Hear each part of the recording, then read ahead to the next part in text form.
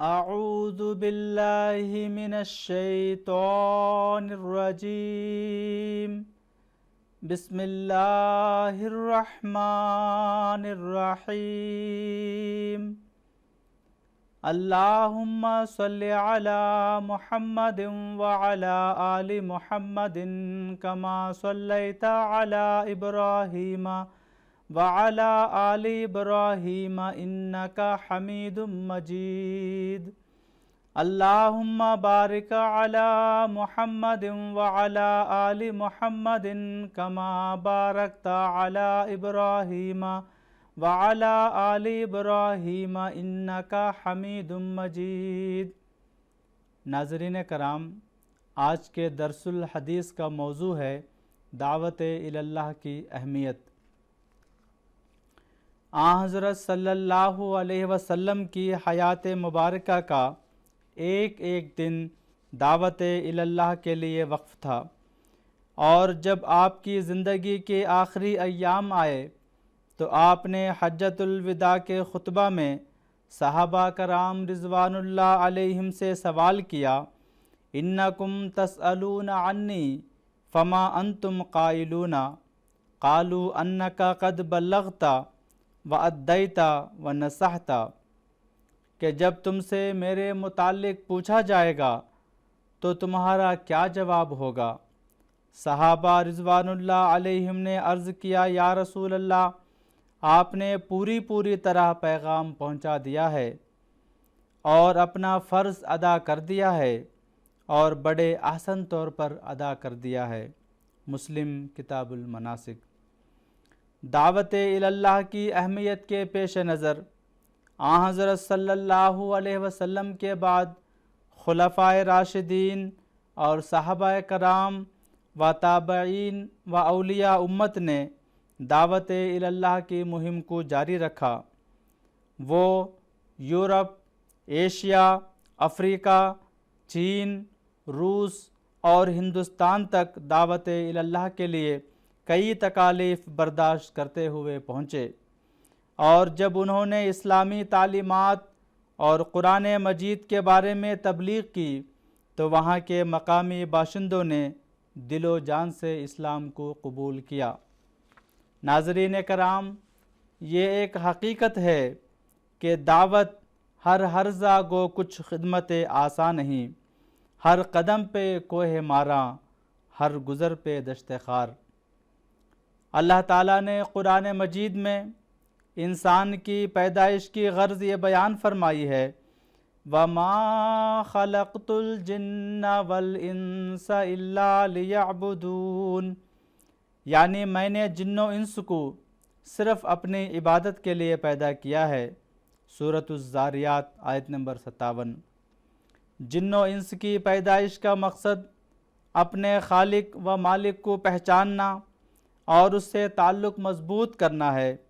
اور اس مقصد کی طرف رہنمائی کے لیے خدا تعالیٰ کے برگزیدہ انبیاء دنیا میں مبعوث ہوتے رہے۔ ان انبیاء نے آ کر اس بنیادی مقصد کے حصول کے لیے انسانوں کی رہنمائی کی اور ساری زندگی اس مقدس فریضہ کی انجام دہی میں بسر کی۔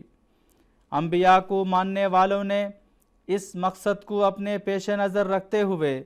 لوگوں کو خدا کی طرف بلانے میں ہی اپنی نجات سمجھی۔ قرآن مجید میں اس مقدس فریضہ یعنی دعوت الی اللہ کو سب سے اچھی اور عمدہ بات قرار دیتے ہوئے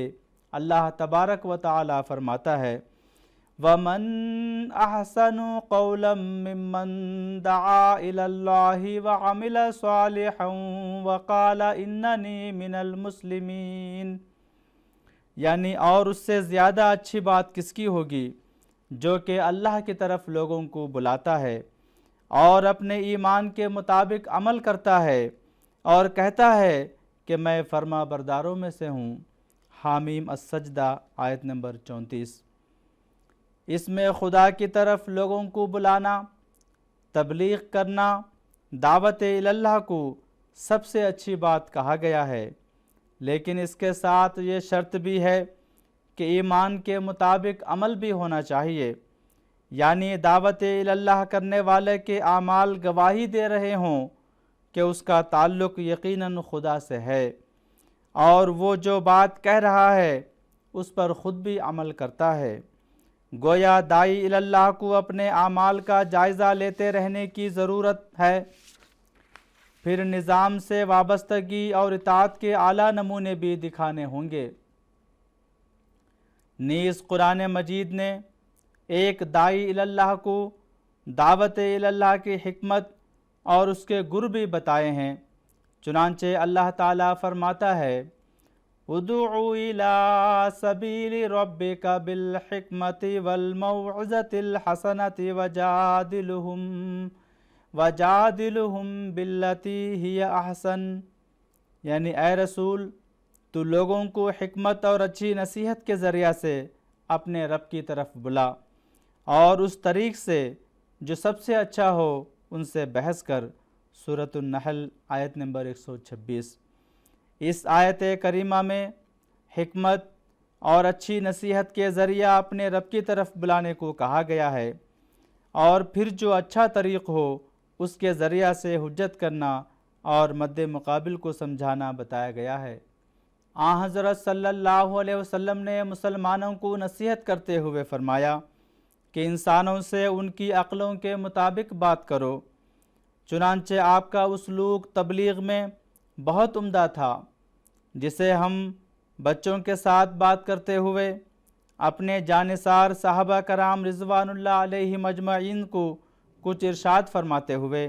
اور غیر مسلموں سے بحث فرماتے ہوئے دیکھ سکتے ہیں۔ ہر موقع و محل کی مناسبت سے مختلف انداز آپ نے اختیار فرمایا۔ حضور اکرم صلی اللہ علیہ وسلم کا اپنا بیان مبارک ہے نحن معاشر الانبیاء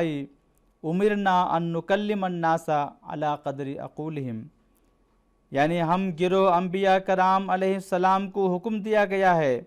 کہ لوگوں کی ذہنی سطح کے مطابق بات کیا کریں۔ نبی کریم صلی اللہ علیہ وسلم نے نہایت جامعیت کے ساتھ اس بات کی وضاحت کی ہے کہ ان کی دعوت کسی ذاتی غرض یا اقتدار کے لیے نہیں، بلکہ اس دعوت کا مقصد اللہ کے بندوں کو انسانی تسلط سے آزاد کر کے اللہ کے دیے ہوئے نظام کے تابع کرنا ہے، اور اس میں انہی کا فائدہ ہے۔ ہرقل بادشاہ کو آپ صلی اللہ علیہ وسلم نے لکھا انی ادعوک الی الاسلام فإن اسلمت فلک ما للمسلمین وعلیک ما علیہم، میں تجھے اسلام کی دعوت دیتا ہوں، اگر تم نے اسلام قبول کر لیا تو تیرے حقوق و فرائض وہی ہوں گے جو اہل اسلام کے ہیں۔ اسی طرح کسریٰ بادشاہ ایران کو بھی آپ نے خط لکھا اسلم تسلم فإن ابیت فعلیک اسم المجوس، یعنی اسلام قبول کر لے سلامت رہے گا، اگر تم نے روگردانی کی تو پھر سارے مجوس کا وبال تجھ پر پڑے گا۔ ناظرین کرام، آج کے اس دور میں انسان اپنے پیدا کرنے والے کو بھول چکا ہے، اور مختلف مذاہب اس تعلق کو استوار کرنے کے لیے کوئی تسلی بخش پیغام انسانیت کے لیے نہیں رکھتے۔ ایک اسلام ہی ہے جو زندہ خدا کا نہ صرف یقین دلاتا ہے بلکہ مالک اور بندے کے تعلقات کو مضبوط کرنے کے طریق بھی سکھاتا ہے۔ اس زمانے میں حضرت مسیح موعود علیہ السلام نے دعوت اللہ کی عظیم ذمہ داری کو نہ صرف احسن طریق پر نبھایا بلکہ اپنی خواہش کا اظہار کرتے ہوئے آپ نے ایک جگہ پر فرمایا ہمارے اختیار میں ہو تو ہم فقیروں کی طرح گھر بھگر پھر کر خدا کے سچے دین کی اشاعت کریں، اور اس ہلاک کرنے والے شرک اور کفر سے جو دنیا میں پھیلا ہوا ہے لوگوں کو بچا لیں، اور اسی تبلیغ میں زندگی ختم کر دیں خواہ مارے ہی جائیں۔ ملفوظات جلد 2 صفحہ نمبر 219۔ پس ہر احمدی کو اس جہد سے آگے بڑھنے کی ضرورت ہے جس کے رہنما اصول خود عاشق صادق حضرت مسیح موعود علیہ الصلاۃ والسلام اور آپ کے بعد آپ کے خلفاء نے بیان فرمائے ہیں۔ سیدنا حضرت خلیفۃ المسیح الرابع رحمہ اللہ تعالی فرماتے ہیں اگر آج دنیا کا ہر احمدی یہ عزم کر لے کہ اس نے داعی اللہ کے رنگ میں اپنے نفس کی قربانی خدا تعالیٰ کے حضور پیش کرنی ہے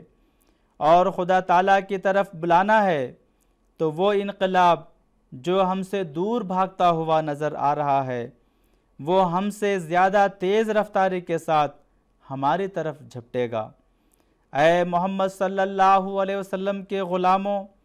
اور اے دین محمد صلی اللہ علیہ وسلم کے متوالو، اب اس خیال کو چھوڑ دو کہ تم کیا کرتے ہو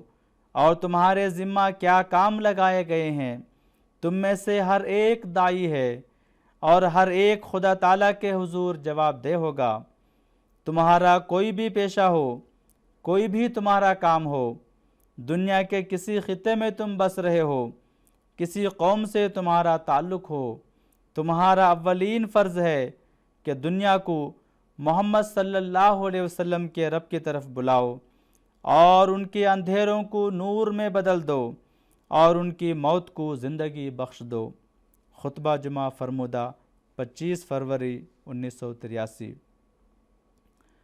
سیدنا حضرت خلیفۃ المسیح الخامس سید اللہ تعالیٰ بنصرہ العزیز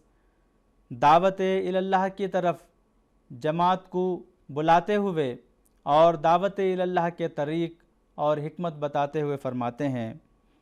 کوئی بھی عہدیدار کسی نہ کسی رنگ میں تبلیغ میں حصہ لے سکتا ہے،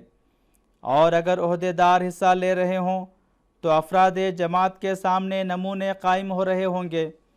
اور بہت سے احمدی ایسے ہوں گے جو بغیر کہے، بغیر خاص توجہ دلائے، خود بخود ان نمونوں کو دیکھ کر اس لائے عمل کو پورا کرنے کے لیے اسلام کا حقیقی پیغام پہنچانے کی کوشش میں شامل ہو جائیں گے۔ اللہ تعالیٰ نے جس بات کی طرف توجہ دلائی ہے اس میں سب سے پہلے حکمت ہے، پھر موعظۃ الحسنہ ہے یعنی اچھی نصیحت، پھر فرمایا بحث میں ایسی دلیل استعمال کرو جو بہترین ہو۔ آج کل کے نام نہاد علماء نے اور دہشت گرد گروہوں اور تنظیموں نے اپنے جنونی پن اور بغیر حکمت، عقل اور بے دلیل باتوں سے اسلام کو اس قدر بدنام کر دیا ہے کہ غیر مسلم دنیا سمجھتی ہے کہ اسلام حکمت سے عاری اور دلائل سے عاری مذہب ہے اور بے عقلوں اور بیوقوفوں کا مذہب ہے، نعوذ باللہ، اور صرف شدت پسندی ہی اس کی تعلیم ہے۔ ایسے حالات میں اللہ تعالیٰ کے اس ارشاد کے مطابق تبلیغ کرنی اور تبلیغی رابطے کرنے ہر احمدی کی ایک بہت اہم ذمہ داری ہے۔ پس ایسے حالات میں ہمیں اندازہ ہونا چاہیے